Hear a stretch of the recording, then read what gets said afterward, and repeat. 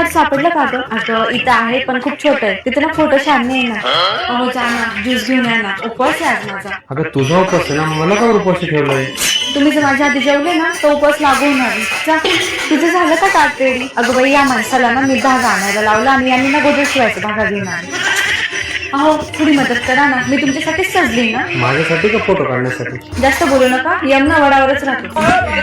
तुला साडीचा फुट टाकला बघ, कसा वाटला सांग बर का. आणि तुम्ही रेडी नाही झाला का? अगं सुनीता अनिता लवकर रेडी व्हायला सांग ना त्यांना पण. अहो 7 जन्मी मला तुम्हीच भेटावे म्हणून हा उपवास. हो का? मग मला विचारलं का तू की मला तूच पाहिजे 7 जन्मी असं? गप्पा बसा बर का, जास्त बडबड नका करू. अगं शोधले यांनी वडाचं झाड. हो आणि मी ना तुम्हाला लोकेशन पाठवतो, तुम्ही सगळे ना लवकर या आणि सोबत हबीला पण घेऊन फोटो काढायला.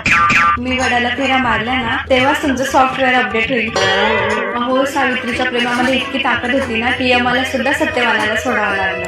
म्हणून हा उपवास एका दिवसाचा जरी असला ना तरी पण प्रेम हे आयुष्यभरासाठी आहे. नको चंद्रता